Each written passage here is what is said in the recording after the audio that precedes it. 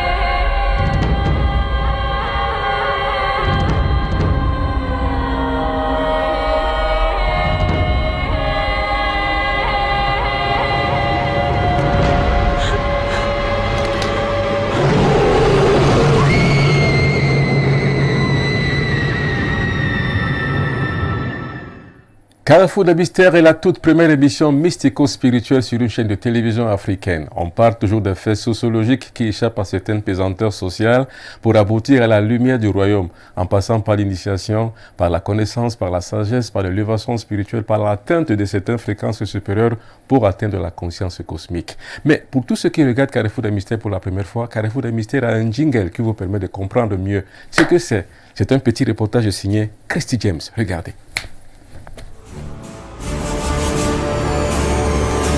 Dans un monde en bouillonnement, au carrefour des incertitudes, avec la tristesse, la douleur, le stress et les malheurs qui emplissent le cœur des hommes, avec le satanisme qui se combine aux sectes maléfiques, dans le doute et la perdition, dans l'ignorance et la décadence des valeurs spirituelles nobles qui ont longtemps rapproché l'homme de Dieu, au carrefour des incertitudes qui a permis la déchéance humaine, le Mbombok Benoît Biton vous présente Carrefour des mystères. Je suis le Mbombok Benoît Biton, rayez toutes les mentions inutiles. On m'appelle l'enfant prodigue, car je viens du centre magnétique cosmique, le lieu où la volonté de Dieu est connue. Carrefour des mystères, c'est l'émission culte du Mbombok Benoît Biton, la marque déposée de sa pensée spirituelle. C'est une émission interactive qui a pour but de donner la parole aux victimes des forces maléfiques, d'éveiller la conscience du grand public sur les réalités du monde des ténèbres qui échappent aux pesanteurs sociologiques. Et au-delà de ça, le Mbombok s'est offert un bras séculier caractéristique à l'enseignement direct des maîtres initiateurs invisibles. Comme fait sociologique qui échappe à certaines pesanteurs sociales, aujourd'hui nous allons toujours continuer à traiter des loges. Dimanche dernier, vous avez vu les loges. Comment est-ce que les loges pernicieuses avaient inféodé les sociétés culturelles africaines et comment est-ce que tous ceux qui aspirent à avoir un peu plus que ce qu'ils n'ont dans leur propre société arrivaient à être victimes des loges. Cette première victime des loges que vous avez vue dimanche passé, c'était la victime Denise. C'est pas son véritable nom. Nous lui avons donné un nom d'emprunt pour pouvoir masquer son identité. Mais c'est pas votre Denise que vous connaissez au quartier, c'est une autre Denise. Nous allons donc continuer à voir les menaces, les effets, ces effets que ressentent toutes les victimes des sectes pernicieuses, qu'elles soient occidentales, qu'elles soient africaines, qu'elles soient néophytes, qu'elles soient bouddhistes ou bien de quelque nature que ce soit. C'est les mêmes effets que ici aussi a reconnu et a ressenti la petite Denise. On écoute, regardez. Alors qu'est-ce qui se passe donc depuis le temps où tu as décidé de partir de cette secte-là? Plus rien ne va dans ma vie et tout est devenu obscur, tout est cauchemar et je n'arrive plus à avoir un sommeil paisible. Rien ne va, activité, rien ne marche. Rien. Sur le toit de ma maison, je ne sais pas, parce que je ne vois pas ce qui se passe. Même quand je sors, je ne peux pas, je ne sais pas. Et tout ce que je sais, c'est que j'entends des pas. Ce n'est pas un animal, c'est comme si c'est quelqu'un qui marche. Il fait des va-et-vient sur le toit de ma maison chaque jour que Dieu a créé. Et depuis que j'ai commencé, depuis que vous avez commencé à me suivre, c'est comme s'il se sent agressé parce que maintenant il est sévère quoi. Il court seulement et c'est comme si on l'a blessé, il va, il revient, il peut jusqu'à 6h du matin, à partir de 19h jusqu'à 6h, 6h30 du matin, il fait des va-et-vient constamment tous les jours, au point où moi, franchement, je déprime un peu parce que je perds déjà un peu la foi, franchement.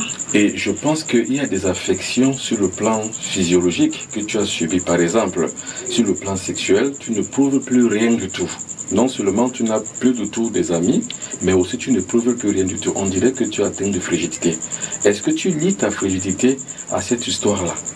Oui. Et comment tu sais que cette histoire-là est responsable de ta frigidité?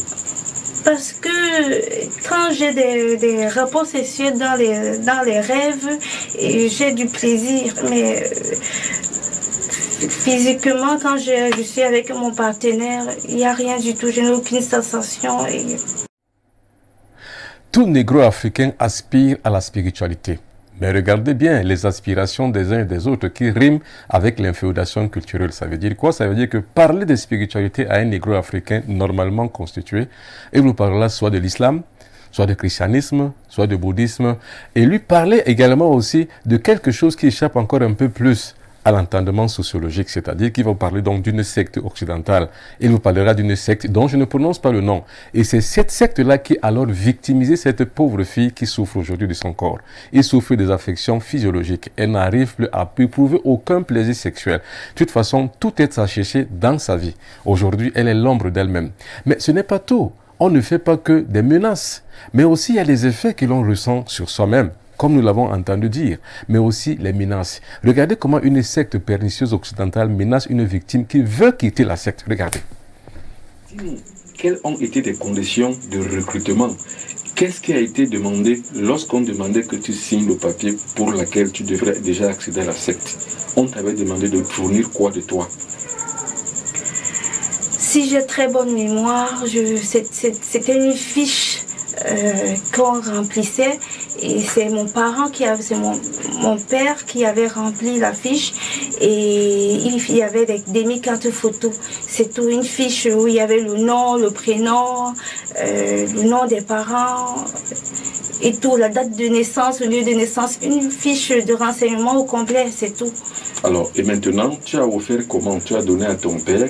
Oui. Parce que je rappelle que ton père fait partie de la secte. Oui. Alors, après avoir rempli, tu as remis à ton père qui a envoyé ou toi-même tu t'es chargé de l'envoyer, cette fiche? Non, j'ai remis à mon père puisque j'étais membre associé avec lui. D'accord. Et je rappelle que tu as commencé ça très tôt. Oui. Et je rappelle que par l'exigence de la secte, tu n'as pas vite connu d'homme pour pouvoir préserver une certaine virginité au service de la secte. Oui, mais non, là, le fait que je n'ai pas pu connaître l'homme, ça c'est quand on était... ça c'est... Je ne sais pas si je peux appeler... Il y a un nom de 9 ans à 18 ans. Il y a un nom qu'on nous attribue là-bas. Oui. Là, à ce moment-là, on dit qu'on voudrait des filles vierges. Oui. Et à partir de 18 ans, tu es libre d'être membre ou bien de quitter la secte. Et là, c'est en ce moment donc où tu voulais quitter la secte? Non, à 18 ans, mon père a voulu que je devienne membre associé avec lui, à l'âge de 18 ans. Et donc j'ai fait pratiquement 6 mois, même pas 1 an. J'ai fait 6 mois avec lui, oui. Okay. C'est après que quand j'ai reçu ces monographies et qu'on me demandait certains documents, certains trucs, certains objets, et que moi j'avais peur et j'ai commencé à ne plus lire. Les négro-africains m'amusent comme tout, si ce n'est qu'ils s'amusent eux-mêmes à croire qu'ils vont trouver un idylle, ou alors une idylle spirituelle ailleurs que dans leur entrée sociétale et sociale. Ils pensent trouver asile dans les sectes occidentales, croyant que dedans il y a quelque chose qui va leur permettre de pouvoir évoluer sur le plan spirituel, sur le plan socio-professionnel, sur le plan socio-économique et socio-financier. Mais ils se trompent. Enfin, s'ils savaient simplement que c'est une supercherie, je crois qu'ils réfléchiraient par 2 fois. Mais comme ils n'y pensent pas, le cœur est meurtri peut-être parce qu'ils sont victimes, mais à la longue, c'est toute une ruée vers les sectes occidentales que nous vivons aujourd'hui dans nos sociétés négro-africaines. Mais cela doit cesser parce qu'en fait, au fond de compte, nous pouvons donc comprendre une chose, c'est que les sectes pernicieuses sont sataniques en général, quelles qu'elles soient religieuses, qu'elles soient traditionnelles, qu'elles soient occidentales, qu'elles soient philosophiques, ce sont des sectes pernicieuses. Si les Africains le savaient seulement, ils ne pourraient pas être aujourd'hui victimes comme cette pauvre Denise. Mais regardez comment je conclue cet élément, regardez. Les sectes en général, toutes les sectes sont pernicieuses. En général, les sectes vous disent qu'il n'y a rien de mauvais, que vous pouvez sortir quand vous voulez. En réalité, c'est faux. Vous ne pouvez pas sortir d'une secte quand vous le voulez. Vous ne sortirez jamais. Parce qu'ils vous ont donné des doses de connaissances et des doses de secrets qui les sont affirées. Maintenant, quand vous devrez sortir, ils ont peur que vous allez vendre les secrets ou alors les disputer. C'est pour ça qu'ils vous tiennent. Mais maintenant, techniquement, comment ils vous tiennent? C'est parce que quand vous remettez une photo, parce que c'est le cas de Lola, Lola a remis une photo ou bien plusieurs photos à l'inscription. Maintenant, qu'est-ce qui se passe? Il se crée un lien magnétique via la substance cosmique qui est la somme et l'ensemble des croyances que la secte émet dans le cosmos. C'est ce qu'on appelle l'égrégore. C'est cet égrégore donc maintenant qui est orienté par les maîtres des lieux, donc les maîtres de la secte, qui sont les maîtres pères ou les maîtres mères de la secte, qui se chargent donc maintenant de diriger et d'orienter leur influence sur les membres. Donc vous n'êtes pas libre quand vous êtes dans une secte et vous ne pouvez pas sortir comme et quand vous le voudrez. Ils vous tiendront toujours jusqu'au bout de votre vie et c'est le cas de l'eau là. C'est donc l'égrégore qui marche sur le toit de sa maison. Et l'égrégore se matérialise en un animal. Et cet animal donc là est orienté au vu et au su du maître de la secte, qui voudrait subjuguer la psychologie de l'eau là afin de lui faire peur. Et puis d'assécher complètement sa vie afin que l'eau là se sente obligée de retourner à la secte. Mais aujourd'hui donc nous allons tenter l'impossible, c'est-à-dire couper le lien magnétique qui unit Lola à la secte qui la subjugue et qui la dérange. Avec la mouvance de plusieurs sectes aujourd'hui, nous disons non au satanisme, nous disons non à toutes les pratiques qui mènent l'homme à la perdition. J'ai dit non à la pédophilie, non à tout ce qui se passe dans des sectes à caractère satanique. Nous disons non à la zoophilie, non à l'homosexualité, donc tout ce qui concourt dans tout ce qui n'est pas bon, dans tout ce qui peut pervertir l'homme. C'est sa vraie nature. Nous disons non. Je dis non à toute pratique des loges, la pédophilie, la zoophilie, l'homosexualité, non à ça. Je dis non à la pédophilie, je dis non à la zoophilie, je dis non à l'homosexualité, je dis non à cela. Je dis non à la pédophilie. Non, non, non, on ne veut plus ça. Nous disons non. Nous disons non. Je dis non à cela. Non, non, non. Non à ça.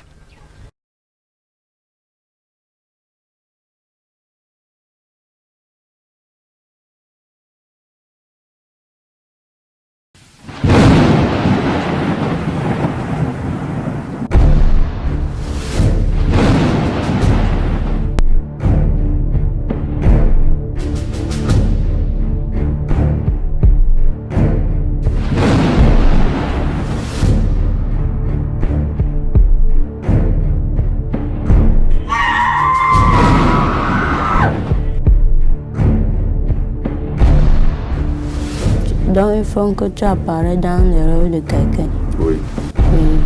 Quelqu'un rêve qu'il est en train de manger la nuit. Alors que ce n'est pas un. Voilà.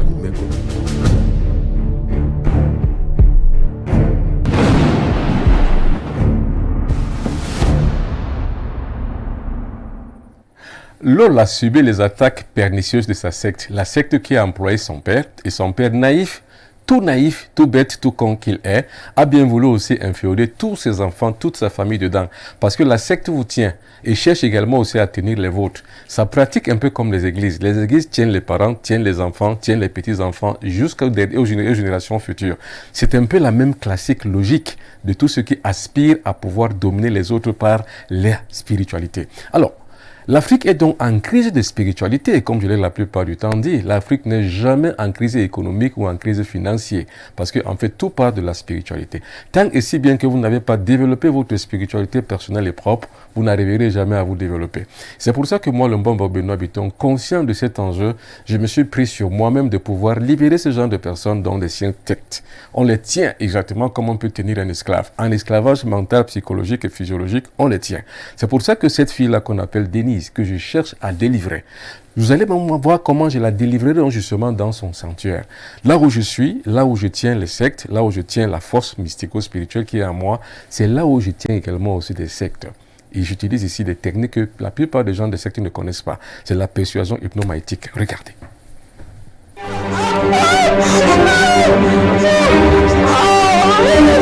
L'exorcisme selon le Mbombok. Bloquer encore. Tu veux la bloquer. C'est elle qu'on avait choisi dans le groupe. C'est elle qu'on avait choisi. C'est elle.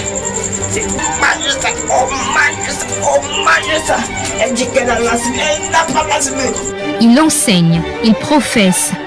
Il y a les esprits de l'eau, les esprits de feu, les esprits de la terre et les esprits de l'air. Il apporte un éclairage parfait sur les méthodes de délivrance de la sorcellerie jamais dévoilée jusqu'ici. Il y a par exemple la persuasion hypnomaïtique, il y a la fascination hypnomaïtique, il y a l'hypnose et il y a aussi l'hypnotisme. Toute pratique ici d'exorcisme mineur ne peut pas marcher. Ça veut dire si on impose les mains sur elle, si on dit au nom de Jésus, au nom de ceci, au nom de tout puissant, ça ne peut pas marcher. L'exorcisme selon le Mbombok pour apprendre, comprendre, savoir tout sur la pratique de l'exorcisme. L'exorcisme n'est pas une profession. L'exorcisme, c'est un art spirituel et mystique qu'on atteint par l'évolution et par la progression sur le sentier de l'initiation spirituelle. Je n'utilise rien, mes mains sont simples et saines. Je plonge simplement mon regard dans le ciel. L'exorcisme selon le Mbombok, c'est un recueil pratique des grandes recettes tirées des documents akashiques, la grande bibliothèque de l'univers. Pourquoi on vous dit toutes ces choses? Pour que vous compreniez la réalité et la valeur spirituelle d'un exorciste. Parce qu'on vous a tellement menti, on vous a tellement dit des choses, on vous a tellement montré des choses, les gens ont imposé les mains sur les gens, les gens ont chuté, ils ont eu une sensation, rien sensationnel, ils ont produit cela dans les médias, ils ont trompé les gens, maintenant la récréation est finie, on montre les vraies choses, regardez-moi. Maintenant la deuxième phase, ce sont les passes magnétiques, afin que je puisse la plonger dans un sommeil qui va ouvrir le cœur de Bibi, qui lui permettra donc d'expulser par elle-même l'imagerie de cette force maléfique qui est en elle, c'est-à-dire le serpent qui fond dans son corps. Or ici, déjà la première partie, vous regardez comment le corps de cette jeune fille commence à trembler et à travailler forcément. Maintenant, je commence par les passes magnétiques. Les passes magnétiques ne sont autre chose que les mains magnétiques de l'exorciste. Ce sont ces mains magnétiques qui travaillent. Rien d'autre ne travaille. C'est le pouvoir en action ici.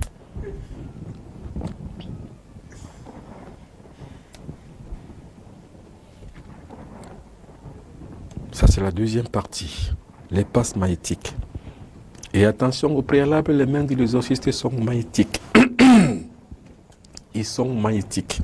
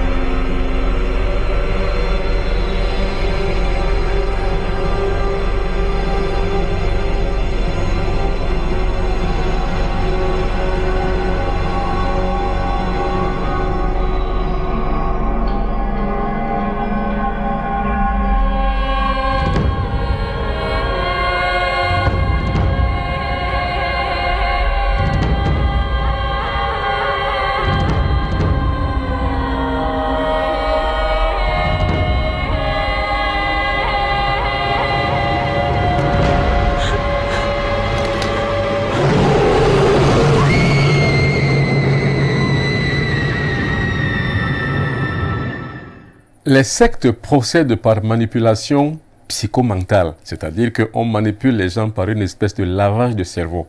Cela contribue justement à épurer totalement les connaissances et les valeurs traditionnelles de l'individu, avec quoi il s'est garanti à vivre dans une société des hommes. Il en est le produit, mais il n'explique plus justement tout ce qu'il a reçu comme éducation à la base. Maintenant, soit c'est le gourou de la secte, c'est-à-dire que le prêtre, le pasteur ou alors un membre sectaire, un gourou sectaire qui agit maintenant dans sa psychologie. Et sa psychologie est liée maintenant à sa subconscience. Cette subconscience-là a des enregistrements de gourous de la secte qui l'impose une certaine attitude à penser. C'est pour ça que déduire donc une forme d'exorcisme à un tel individu est très compliqué et très complexe. Il faut avoir l'art, la manie et la manière.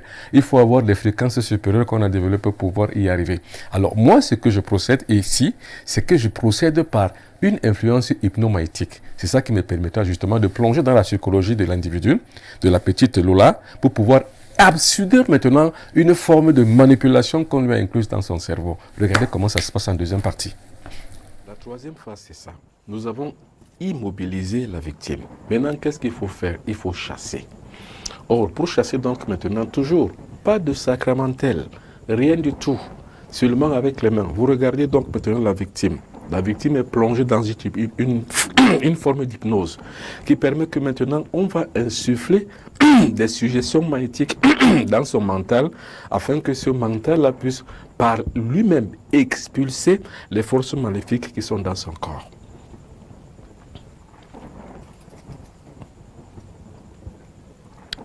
Sors de là. Expulser son pouvoir. Sors de là et expulse son pouvoir par toi-même. C'est-à-dire qu'au fond de toi-même, tu agis pour pouvoir détruire la force maléfique qui est dans son corps. Alors, maléfice, qui que tu sois, sors de ce corps par l'inflexion de la propre âme de Bibi, afin que ton pouvoir cesse dans son corps.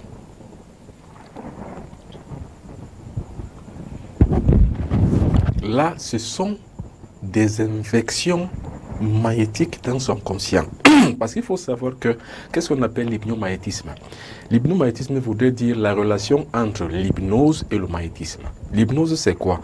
C'est la suspension de la conscience pour pouvoir mettre en jeu la subconscience. C'est-à-dire que vous mettez donc maintenant des magnétismes, des suggestions magnétiques dans le subconscient, qui lui est un enregistreur, c'est un magnétophone.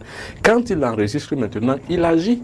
C'est-à-dire que ce qu'on demande donc maintenant au subconscient de Bibi d'agir dans son corps, c'est comme ça qu'il va agir. Souvenez-vous quand le Christ dit « Lève-toi et ta foi t'a sauvé ». Ça, c'est une libération hypnomagnétique. Ça veut dire qu'il met en branle la foi de la victime lui-même. Et puis, la victime elle-même est chargée d'expulser son maléfice et son mal afin de pouvoir arriver à la guérison. Le travail commence, c'est-à-dire qu'ici maintenant, Bibi est en train d'expulser elle-même la force magnétique qui est dans son corps. Donc, le maléfice qui est là, c'est elle-même qui est chargée de le faire. C'est ce qu'on appelle la persuasion hypnomagnétique. C'est-à-dire que par le magnétisme de ma main et avec la suggestion et mon regard magnétique, je l'ai plongé dans une hypnose. Et maintenant, elle va se charger elle-même d'expulser le serpent qui est dans son corps. Regardez le résultat.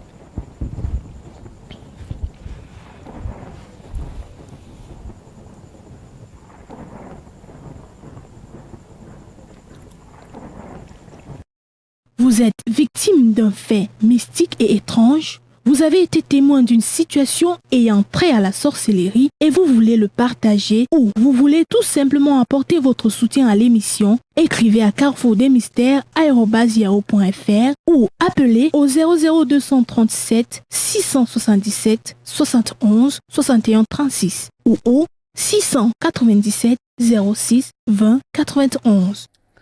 Tenez-vous tranquille, cette jeune fille se porte bien. Elle est sortie de la secte, elle a été libérée. On a coupé les liens magnétiques qui l'unissaient à cette secte pernicieuse occidentale. Elle se porte bien aujourd'hui. Mais son père continue toujours à effectuer des exercices et puis également aussi une certaine appartenance à cette secte-là. Mais en ce qui nous concerne, nous avons libéré cette jeune fille. Aujourd'hui, elle se porte bien, elle se porte à merveille et tout va bien pour le mieux dans sa vie. L'Afrique aujourd'hui est en crise spirituelle. Or, cette crise a été provoquée, si vous voulez, influée et inféodée par les sectes pernicieuses occidentales, qu'elles soient religieuses, qu'elles soient sectaires, qu'elles soient sataniques, qu'elles soient philosophiques, qu'elles soient même sociales, qu'elles soient même traditionnelles. L'Afrique aujourd'hui vit une espèce de Capernaum spirituel. Ces sectes qui s'amoncellent et qui se dissèquent vont toujours faire le dissèquement de toutes les sociétés et les couches sociales de notre société négro-africaine. C'est pour ça qu'il est temps d'en sortir. C'est pour ça que les gens comme moi, nous existons pour pouvoir apporter un contrepoids aux ténèbres. Et aujourd'hui et maintenant, nous allons donc commencer par montrer l'heure de vérité. C'est quoi l'heure de vérité aujourd'hui? Regardez. L'heure de vérité. Bienvenue dans le monde obscur des sociétés secrètes. Pour mieux vous informer sur les mystères cachés, ainsi que ceux qui les détiennent, l'heure de vérité qui retrace les dits et les non-dits mystiques de la société africaine et d'ailleurs. Les confréries occultes existent depuis des millénaires. Leurs membres sont parmi nous. Ils sont partout. L'heure de vérité pour mettre en lumière les vicissitudes et pratiques dénoncées pour dévoiler les clichés qui font entaille à la connaissance universelle. L'heure de vérité, c'est pour donner l'alerte, pour signaler, pour dénoncer, mais surtout pour faire établir la vérité en temps et en heure avec des invités de marque de tous bords. Mystiques, spirituels, guides traditionnalistes, gnostiques et bien d'autres encore. L'heure de vérité. Bienvenue dans le monde obscur des sociétés secrètes. Pour mieux vous informer sur les mystères cachés, ainsi que ceux qui les détiennent. OTLB, Ordre Templier de la Loge Bleue. Qu'est-ce que c'est, Mbombok? Il s'agit de mettre en exergue la spiritualité négro-africaine, de montrer à la face du monde que c'est une spiritualité qui est toute à part entière et tout entièrement à part, liée à la cosmogonie négro-africaine, pour le négro-africain, par les négro-africains, donc une histoire en fait qui est écrite avec les lettres d'or. Mbambok, pour mettre en pratique votre pensée philosophique, vous surfez sur les connaissances profondes de la spiritualité négro-africaine.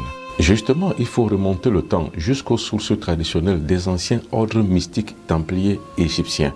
C'est justement de cette inspiration que m'est venue l'idée de créer une loge, la véritable loge, un ordre templier de la loge bleue. C'est lui que je mets donc en place pour calquer le modèle qui était utilisé par les anciens temples d'Imhotep en Égypte pharaonique. Vous concevez un nouveau monde chargé d'émotions du passé, le seul but étant de recréer des conditions d'une véritable identité mystico-spirituelle négro-africaine, comme ça se passait du temps de nos ancêtres les pharaons noirs d'Égypte antique.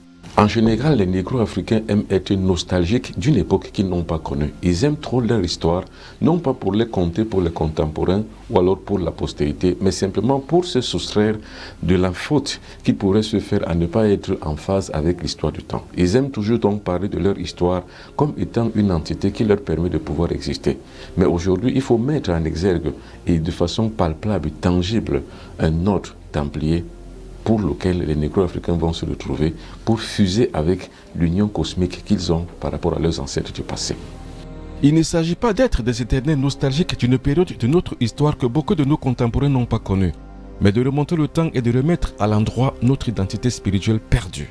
L'ordre templier de la loge bleue est un cadre initiatique que je mets en place pour pouvoir donner aux négro-africains la possibilité de monter dans la caisse de résonance qui leur permet d'être dans leur ancestralité, d'écouter le son du passé pour pouvoir se projeter vers l'avenir, donc d'être et d'exister eux-mêmes en tant que des êtres humains. C'est vrai, Mbambok, puisque vous créez l'OTLB, l'ordre templier de la loge bleue. Dites-nous, qu'est-ce que c'est que l'ordre templier de la loge bleue? L'ordre templier de la loge bleue propose un enseignement templier. C'est-à-dire qu'un enseignement de guerriers, de véritables guerriers de templiers qui permettent que la spiritualité négro-africaine puisse trouver une emphase avec leur union cosmique. C'est-à-dire entrer en contact avec l'ancestralité qui leur permet de pouvoir exister non pas en tant que des individus qui sont foués dans une autre dimension, assimilés à une autre culture et à un autre peuple, mais comme existant eux-mêmes, comme étaient leurs ancêtres. Quelle portée cette plateforme initiatique nous propose-t-elle? Quels en sont les fondements? Quel en est le but? Et quels en sont les objectifs? Dans une loge domine toujours une matrice centrale. Cette matrice centrale est le pouvoir dominant, est la puissance et la force en présence qui donne une énergie à tous les templiers qui gravitent tout autour. C'est de ça qu'il est question. Donc, en l'occurrence, c'est une reine. La reine, donc, est la probité et la conscience morale, spirituelle, mystique et cosmique de la loge. C'est en ce sens que nous parlons d'une reine comme étant l'égrégore de la loge. Vous nous avez dit que la matrice de cette loge était chapeautée par une reine, autour de laquelle gravitaient tous les templiers. Dites-nous en quoi consiste son rôle en tant que légataire social et suprême de la loge bleue. Dites-nous en quoi elle vit et de quel conceptacle représente-t-elle pour la loge bleue. Dans toute loge, il existe toujours une matrice centrale. En l'occurrence, ici, dans la loge bleue, la matrice centrale, c'est une reine, qui est l'expression de la 7e loi, la loi des genres, qui veut que la femme soit toujours au-dessus de l'homme. C'est-à-dire que la femme ait une puissance, une prééminence, force et une énergie potentielle qui lui permet de dominer dans l'environnement dans lequel il se trouve. C'est pour ça que, tirant donc l'exploit calqué sur le modèle des Égyptiens, on parlerait de la Maat.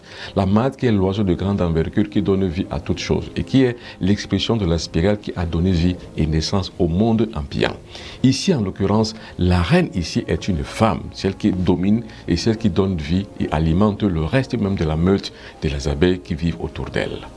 Pour accéder à l'OTLB, ordre templier de la loge bleue, et bénéficier d'un enseignement d'évolution, de révolution et de pure pratique mystique et spirituelle et templier de l'antique sagesse égyptienne, le grand mage Mbambo Benoît Bitton vous ouvre les portes de la grande loge bleue. Contact 00237 677 24 67 93. Boîte mail benoît.biton@gmail.com. Visitez également notre site internet www.astraacademy.com. Après avoir libéré cette jeune dame et après avoir fait la dénonciation pratique culturelle des loges pernicieuses occidentales, et bien voilà, comme un bon philosophe, je vous en apporte donc une alternative. Ça veut dire que je ne dénonce pas gratuitement pour dénoncer. Je dénonce les loges qui viennent d'ailleurs, qui sont pernicieuses, et maintenant je propose une alternative.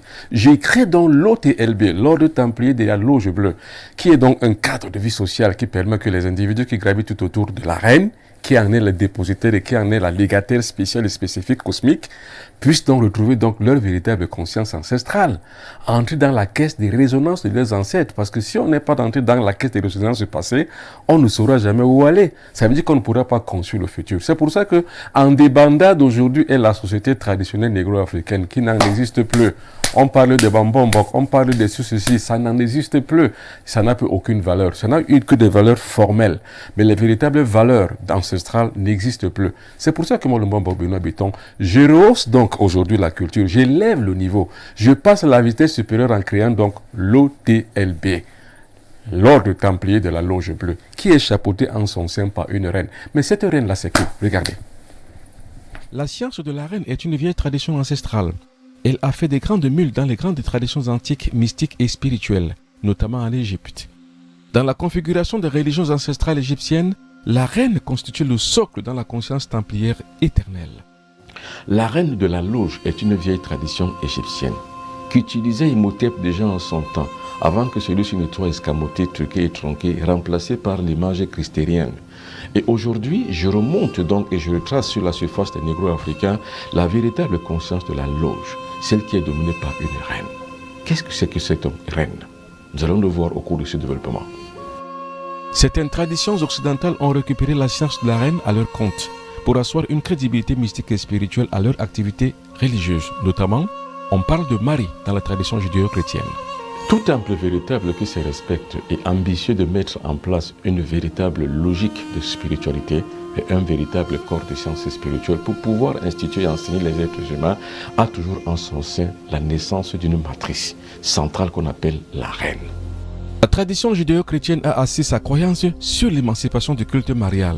C'est une vieille tradition égyptienne spirituelle, mystique et cosmique qui a toujours été utilisée dans les anciens grimoires d'Imhotep contenus dans les dossiers akashiques que je peux retrouver par mon intromission dans ce monde-là, par la propulsion de ma conscience, par le voyage astral que je peux retrouver ces grimoires et de ressortir donc les effluves de cette connaissance énergétique et les rapporter à la surface de la conscience contemporaine négro-africaine. Alors d'autres églises, d'autres religions également du monde entier ont récupéré ces vestiges, notamment le christianisme qui parle du culte de Marie. C'est la reine de l'église. Mais nous, dans le conscience négro-africain, la reine, c'est la Maat. Le culte d'Isis ou de Kali Yuga en est la parfaite illustration dans les traditions égyptiennes et hindouistes. Il en est de même des autres cultures et des autres traditions où la femme est l'emblème de l'élévation spirituelle et de la probité mystique. Dans tous les temples d'Imhotep, on retrouvait le culte de la reine. Le culte de la reine était l'exubérance même d'une force spirituelle que l'on pouvait trouver comme une véritable dynamo dans un centre mystique et spirituel qu'on appelait la loge. C'est donc à son bon compte que les chrétiens catholiques ont repris le culte de Marie comme étant une reine du ciel à qui on devait vouer un culte bien particulier. Mais ce n'est qu'une copie, parce que la véritable exubérance mystique et spirituelle est contenue dans les grimoires d'Imhotep qui n'ont plus de scellés et que moi, par l'intromission de ma conscience dans le monde akashique, j'ai pu récupérer. Les capacités de la reine sont énormes. Elles peuvent atteindre plusieurs domaines de l'activité humaine. Le culte de Marie, le culte de Kali Yuga en sont la véritable illustration dans d'autres cultures religieuses. Mais dans le concept négro-africain, le culte d'Isis, contenu dans les grimoires anciens d'Imhotep, était le meilleur culte qui pouvait donner droit à la puissance féminine de pouvoir dominer la royauté spirituelle céleste. C'est en ce sens donc là que je recrée ce même format dans la loge bleue pour permettre aux négro-africains de remonter le temps et de vivre exactement comme vivaient leurs ancêtres dans leur temple. En l'occurrence, la reine de la loge bleue peut agir tant sur le plan invisible que visible. Il existe des mantras et des mots de passe pour ouvrir les sphères de la reine pour permettre son activité et favoriser le succès des opérations, quelles qu'elles soient. Les cultes de la reine retrouvés dans les anciens dossiers akashiques, dans les grimoires d'Imhotep que je peux retrouver, sont des cultes nombreux. Et leurs capacités sont les plus divers possibles qu'ils arrivent à dominer le monde, c'est-à-dire qu'avoir de plus en plus d'emprise sur tous les domaines et sur tout le plan de l'activité humaine, dans le domaine de la science, dans le domaine des sciences occultes, dans le domaine de la santé, dans le domaine économique, dans le domaine politique. Donc tous les domaines sont utilisés par le culte de la reine qui peuvent donc donner une émancipation sur le plan aussi de la conscience du développement personnel. Donc à tout un peuple de pouvoir garantir son émancipation dans le temps et l'espace et de pouvoir grandir par la puissance de la force de la reine. Une fois vous comprenez donc ma logique, c'est-à-dire que je dénonce d'un côté les sectes pernicieuses venues d'ailleurs, qu'elles soient religieuses, qu'elles soient philosophiques, qu'elles soient sectaires. Et une fois je mets en place aujourd'hui la libération d'une victime de ces sectes-là, je dois donc apporter une alternative. Cette alternative, je vais vous la présenter. C'est l'ordre templier de la loge bleue que je mets en place. Je ne me sous-estime jamais, je vous l'ai toujours dit. Ça veut dire qu'au demeurant, il y a une reine qu'il fallait d'abord mettre en place. Cette reine-là, elle est invisible. Elle vit dans les plans supérieurs et dans des fréquences très élevées. On l'appelle vérité, la Maat de la loge bleue. Cette vérité, donc là, est une force vitale, est une dynamo qui donne vie à la loge, telle qu'elle est constituée ainsi. Alors, la loge est un cadre mystico-spirituel qui tourne autour d'une fusion cosmique entre l'existence et l'essence. C'est-à-dire que l'existence de l'individu qui est sur le plan matériel et son essence qui est sur le plan spirituel. La loge, donc, maintenant, est un cadre qui permet donc une fusion des deux. Et pour cela, il faut donc l'intromission d'une légende image qui scrute notre conscience et notre concept, qui peut élever nos consciences vers les fréquences les plus élevées. C'est elle qu'on appelle la reine. Vous avez vu dans ce reportage que même les églises chrétiennes ont pris chez nous, les négro-africains, le culte de la reine. C'est pour ça qu'on parle de culte de Marie, le culte de Kali Yuga, comme étant une certaine force motrice qui donne vie à l'église. Mais en nous, ce n'est pas comme ça que ça fonctionne. Ça fonctionne par l'élévation de fréquences. C'est-à-dire que vous contactez la reine, vous avez sa promission, vous avez sa force, sa culte, et vous avez donc maintenant l'élévation transmutatoire pour atteindre les cimes élevées des fréquences plus hautes. La reine donc tirera toujours tous ceux qui vivent dans la loge. Donc tous ceux qui gravitent autour d'elle comme templiers. Maintenant, il y a un culte qu'on rend à une reine. Quel est donc ce culte-là? Regardez. La reine de la loge bleue est la Maat, l'oiseau de grande envergure qui étend ses ailes au-delà de la conscience humaine. La reine est l'oiseau de grande envergure. La reine est la Maat.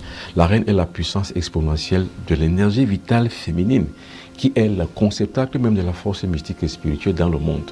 C'est la reine qui influe sur toutes les activités humaines.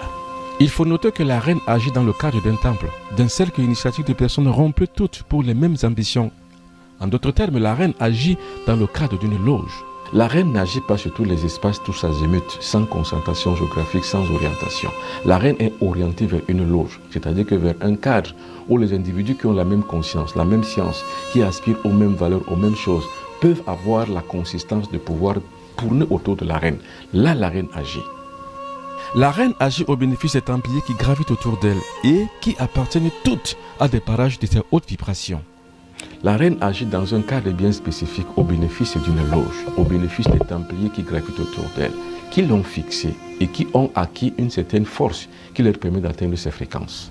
Il s'agit donc d'appartenir à l'égrégore qu'elle contrôle. Il s'agit d'être marqué par le sceau de la légion des guerriers de la flamme bleue. Il s'agit donc d'atteindre l'égrégore. L'égrégore de la loge, c'est la reine elle-même. Il s'agit donc de vibrer autour et au même diapason avec l'égrégore pour pouvoir bénéficier de ces effets d'énergie. Il s'agit donc de s'initier. C'est de ça qu'il est question. Il faut être reconnu dans la sphère de manifestation et d'avoir les secrets de la loge qu'elle contrôle, notamment les rites officiels et affiliés, les noms secrets, les mantras et les rituels et process de contact. Reconnu comme tel par l'initiation des guerriers de la flamme bleue, on peut contacter la reine et bénéficier de ses vertus multiples. Enfin, dites-nous Mbombok, comment accéder à l'ordre templier de la loge bleue? Pour asseoir une véritable politique de pouvoir atteindre la reine, il faut d'abord comprendre et connaître les hauteurs de sa fréquence. Il faut avoir également aussi la vibration, donc l'étendue de sa vibration. C'est là où on parle de la reine du ciel qui étend ses ailes partout, la spirale. Il faut donc vivre sous le sceau de cette spirale, donc avoir une connexion toute virtuelle avec ce cosmos et de pouvoir intégrer le centre névralgique de la reine où elle se trouve, où elle étend ses ailes, où elle étend ses influences. Il est dit en tout état de cause que pour atteindre la hauteur spirituelle, il faut passer par le feu qui brûle. Tous les gnostiques du monde entier le savent, c'est-à-dire que le feu qui brûle est la matière primordiale qui permet que l'individu puisse se transformer, recevoir la bonne information. Parce que voilà ce qui se passe dans une information. Une information, soit elle vous forme, soit elle vous déforme, soit elle vous transforme. Alors, dans une loge bleue, celle que j'ai mise en place, parce que je ne me sous-estime jamais, l'enseignement est celui de la transformation. Ça veut dire que vous partez toujours de votre état cryptique jusqu'à l'état quatuorternel qui permet que vous puissiez accéder votre conscience aux fréquences élevées ou jouxter la loge du ciel. C'est-à-dire que la reine qui est donc maintenant accordé à des fréquences très élevées. Donc, une fois donc le tour est joué, vous avez donc la consistance de rendre un culte. Et ce culte donc là que vous venez de voir, vous devez donc en avoir les objets. Quels sont les objets de culte qu'il faut donc avoir pour pouvoir contacter la reine? On regarde. La loge bleue est reconnue d'utilité spirituelle. La reine est au contact des templiers qui gravitent autour d'elle. Le contact est permanent et inéluctable une fois on est connecté. Toutefois, les contacts sont produits par une initiation préalable, c'est-à-dire qu'un certain nombre de rituels et de contacts ont été élaborés. Les templiers reçoivent une initiation au préalable pour savoir manipuler les objets de culte à la reine. Il ne s'agit pas simplement d'avoir une conscience de rêver sur la reine.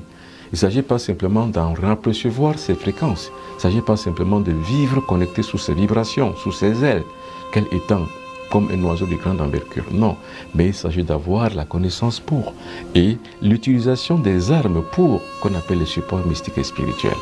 C'est grâce à ces supports mystiques et spirituels qu'on peut arriver à décaler de sa psychologie et de son force intérieure et d'accélérer maintenant son psychisme et son âme vers la reine. Il existe 3 types d'opérations et de contacts à la reine et autant d'objets de culte à utiliser. 1. Opération mineure. On parle ici de la flamme légère. Il s'agit de types d'opérations qui concernent les petits détails relatifs à la vie du Templier. Le premier type de ces opérations mineures, normalement, c'est l'activité physique. C'est les détails de sa vie. Comment bénéficier sur un courant de sa vie quotidienne, l'influence de la reine. Comment la contacter pour des détails de sa propre vie. Et comment bénéficier de ses vibrations pour réussir à ses activités de sa vie physique immédiate et les détails quotidiens. Il s'agit aussi des petits objets de culte que le Templier doit avoir pour opérer, notamment les bougies, les sacramentels, les encens, les sels, l'eau bénite, l'eau lustrale, et il trouvera tout ceci dans notre boutique. Ce petit arsenal quotidien pour les détails de la vie du Templier est utilisé au quotidien. Ce sont des petites choses, des fonds baptismaux, l'encens, le sel, l'eau, le fer d'onyce. C'est ça qui permet que la reine peut être contactée à tout moment par l'exubérance de ses forces, par l'utilisation de ces petits supports spirituels. 2. Les opérations moyennes. On parle ici de la flamme droite. Elle concerne la vie mystique, physique, sociale du Templier. Pour ses succès, ses réussites dans les multiples activités, amour, chance, travail. La flamme droite, c'est justement le 2e degré dans l'utilisation et par les opérations chez la reine, pour la reine, grâce à la reine et avec la reine. Ce 2e degré nous donne droit à l'utilisation des forces physiques et spirituelles pour notre vie sociale. Notre mariage, notre vie physique, notre conception, notre vie au-delà du travail, au-delà de notre système amour, physique, santé, argent, c'est contenu dans la 2e type d'opération qui permet qu'on peut contacter la reine et celle-ci vient au secours. Les objets de culte sont la robe rituelle, la chambre rituelle, le chasuble, la pyramide, la montagne de lumière, la pierre et le fer d'Onyx. Et pour cela, le Templier doit avoir un cadre qu'on appelle une chambre rituelle, doit avoir des robes rituelles, doit avoir un arsenal qui lui permet de se parer à toute éventualité pour des différentes réceptions des effluves d'énergie de la reine. 3. Les opérations majeures. On parlera ici de la flamme élevée.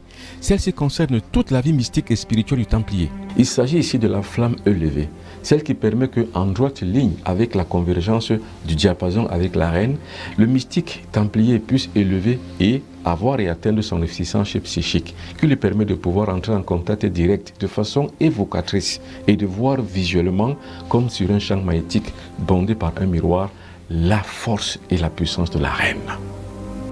Ici, les objets de culte sont en général les 3 types de méditation de contact aux forces supérieures et à la reine, à la dynamisation de sa vie spirituelle supérieure, aux mantras et aux actes majeurs d'application spirituelle de la reine et du roi sur le Templier.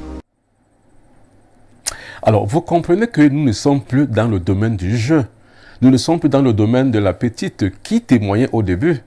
Combien elle a été victime d'une secte. La toute première encore, combien elle a été victime aux loges de la société dans laquelle elle travaillait. Mais ici, nous sommes dans un autre niveau, dans une autre dimension.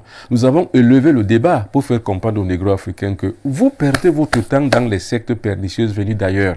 Vous perdez tout votre temps parce que l'occidental ne vous donnera jamais rien qui vaille. C'est-à-dire que dès lors qu'il sait que s'il vous donne ce qui vaille, vous allez le dépasser, il ne vous le donnera jamais. Vous qui êtes dans les loges occidentales, vous n'obtiendrez jamais rien. Rien du tout. Je vous le dis parce que j'en sais quelque chose. Je vis dans ce monde-là. Et comme je vis donc dans ce monde-là, je sais comment ça se passe dans ce monde-là. Je suis rentré dans le concept occidental pour comprendre la manière par laquelle on diffuse la formation. J'ai compris que la formation qu'on diffusait aux négro-africains les déformait. Alors moi, je propose donc une formation qui les transforme. C'est-à-dire que qui vont de leur étape initiale dans laquelle ils se trouvent jusqu'à l'état de la conscience supérieure, jusqu'à atteindre leur propre génie. Or, pour pouvoir atteindre donc le génie, il faut passer par une puissance supérieure. La reine de la loge bleue.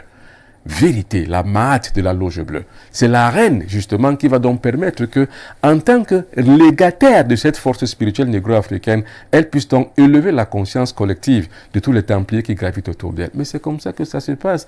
Comme disent mes amis les Ivoiriens, c'est comme ça et c'est ça qui est la vérité. Alors, voyons donc maintenant ce que c'est que Matabla. Matabla, en général, c'est une pratique mystico-spirituelle, mais thérapeutique, dans ce qu'on pourrait appeler la guérison holistique. Comment les ancêtres se guérissaient-ils? Regardez. L'une des caractéristiques de la loge bleue, c'est la création d'un espace de vie propre aux négro-africains. Il s'agit ici de créer un environnement spécial pour les négro-africains eux-mêmes, qui ne parlent que de leur spiritualité et surtout de leur émancipation dans le temps et de l'espace. C'est pour ça qu'on parle cette fois-ci, ici et maintenant, de Matabla, qui est l'expression thérapeutique des négro-africains. Sans vous sous-estimer la plupart du temps, comme vous le dites Mbombok, vous avez créé l'OTLB, l'Ordre Templier de la Loge Bleue. Le but en est de recréer le chemin initiatique, d'éveiller les consciences et de remontrer la voie mystique et spirituelle aux négro-africains tous ensemble. Aucun mystique digne de ce nom ne se sous-estime, parce que l'expression de soi est l'extériorisation de la spiritualité qu'on a en soi. On est donc une énergie potentielle qu'on doit initier et initialiser afin de pouvoir la rendre cinétique, c'est-à-dire que de pouvoir l'exécuter dans l'espace où on se trouve. En ce qui me concerne, quand je crée l'ordre templier de la loge bleue, c'est que je sais que je dois le faire. Je peux le faire et j'ai la connaissance et la niaque pour. Et j'arrive donc à le faire pour donner un espace de vie propice aux négro-africains pour qu'ils puissent devenir eux-mêmes des êtres humains entièrement à part et à part entière.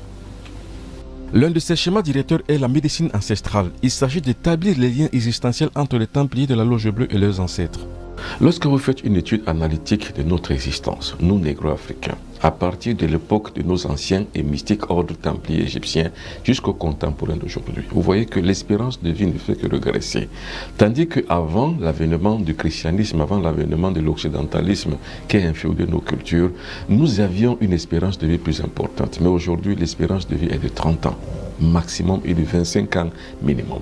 Ça veut donc dire que recréer l'espace qu'il fallait était le bon moment venu pour que je puisse le faire. Et je crée donc cet espace pour réouvrir la conscience, les vents de la conscience des négro-africains sur la nécessité de rentrer dans leur propre médecine qu'on appelle Matabla. Ces liens sont établis dans divers domaines précis et scientifiques, notamment dans le domaine de la médecine traditionnelle et ancestrale. Le père de la médecine, comme nous le dit aujourd'hui dans le monde moderne, n'était pas Hippocrate, le grec, non. Le père de la médecine était Imhotep, l'ancêtre égyptien noir pharaonique comme vous et moi, qui était l'architecture même réelle de la mysticité négro-africaine, qui aujourd'hui a été oubliée, escamotée, tronquée et truquée, remplacée par cela par d'autres figures venues d'ailleurs. Je retrace donc, je remonte le temps et je remets donc au centre de nos préoccupations mystiques et spirituelles la vie, l'être, l'existence et les conjectures d'Imhotep afin qu'on puisse se retrouver sur un schéma directeur bien spécifique, la médecine ancestrale. Matabla, la médecine des ancêtres, se trouve quelque part dans les plans akashiques. Ce sont des plans médicinales que j'ai retrouvés suivant les traces de mes ancêtres dans le monde invisible. On ne peut reconstruire une véritable antenne mystique et spirituelle, logique, contemporaine qu'en remontant l'histoire du temps.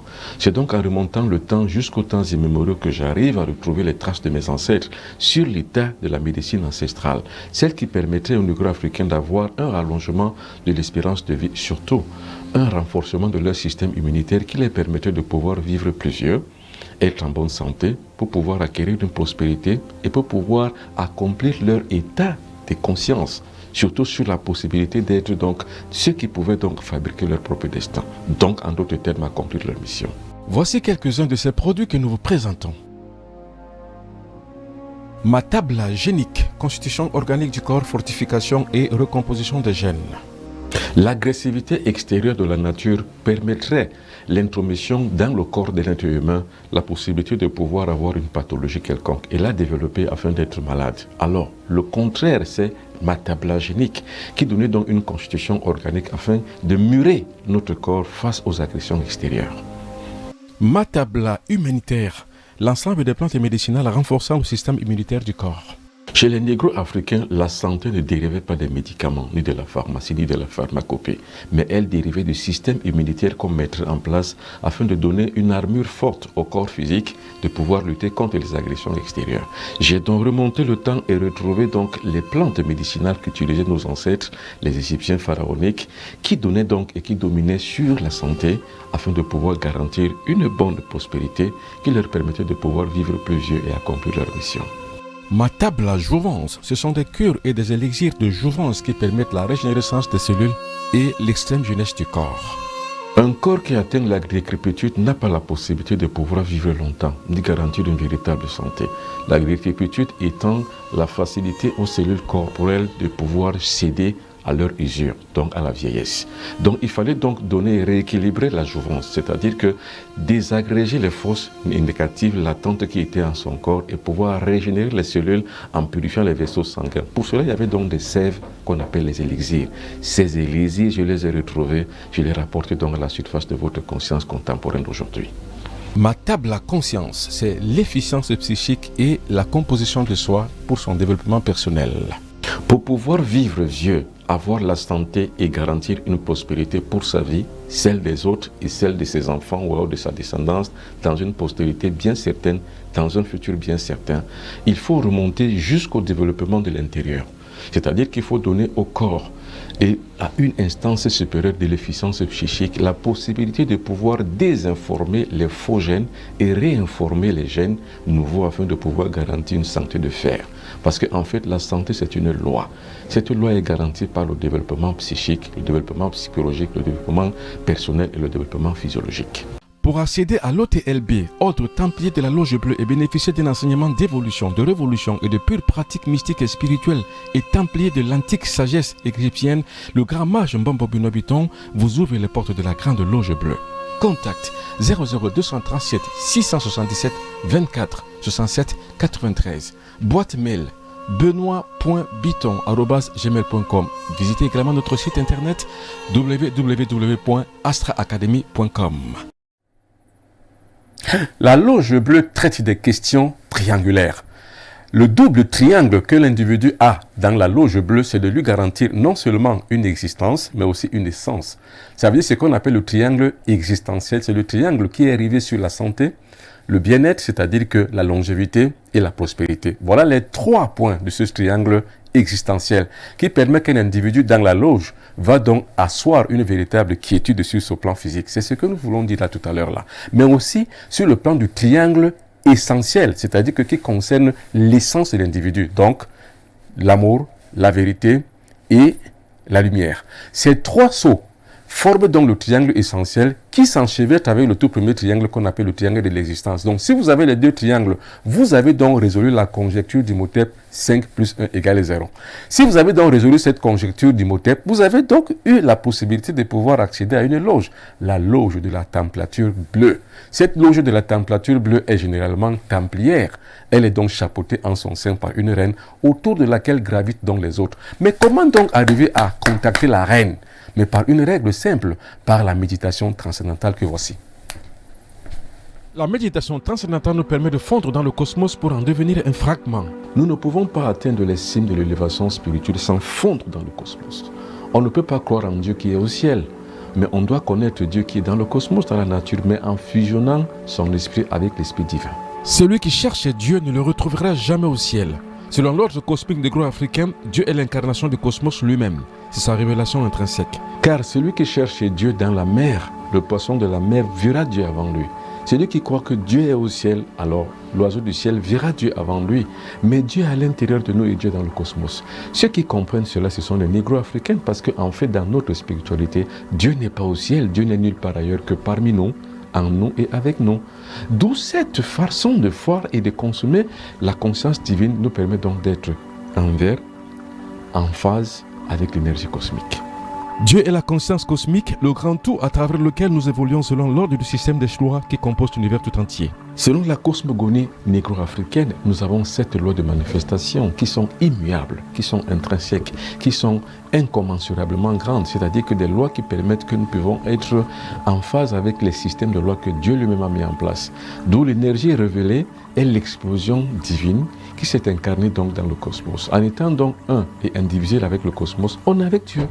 Notre vocation est d'en être des éléments incarnés. Toute science de l'évolution admet cette thèse, d'où l'importance de se transcender. La transcendance d'un être humain est conforme à toutes les lois cosmogoniques et surtout est conforme à toute la loi de l'évolution.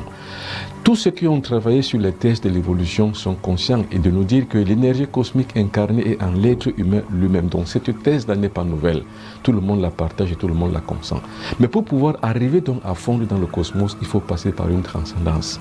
C'est pour ça qu'il y a la nécessité de la méditation transcendantale. La méditation transcendantale permet de fusionner avec Dieu, l'énergie cosmique en qui nous avons un mouvement et l'être.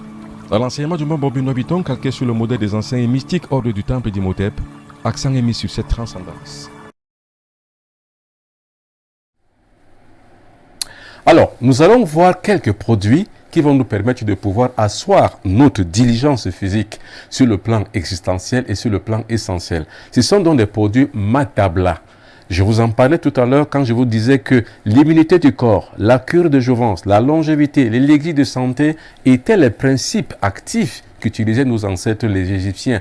Nos ancêtres également négro-africains qui avaient vécu après la débandade de l'Égypte ont fait ce genre de schéma tactique pour pouvoir garantir à leur corps une immunisation toute naturelle et toute acquise qui leur permettait de pouvoir résister aux attaques extérieures et aux formes de vie extérieures qui pouvaient donc agresser leur corps et garantir une maladie dans leur santé, dans leur corps. Alors aujourd'hui donc, je remonte le temps, j'y arrive afin de pouvoir garantir donc une véritable santé et rendre dans ce service-là aux négro-africains qui croient que la vérité vient ailleurs. Non, la vérité n'est pas d'ailleurs, la vérité est d'ici. Il suffit simplement de mieux la chercher. En revenant donc sur le plateau, je vous dis donc ceci, mesdames et messieurs, merci beaucoup d'avoir été des nôtres. Merci beaucoup d'avoir consumé tout ce que nous avons proposé aujourd'hui sur Info TV. Merci beaucoup, je suis le Mbombo Benoît Bitton. Si vous avez aimé, merci. Si vous n'avez pas aimé, c'est pas grave, faites-nous le savoir. Nous allons nous améliorer au fur et à mesure parce que la nécessité de pouvoir se parfaire est toujours de mise en nous.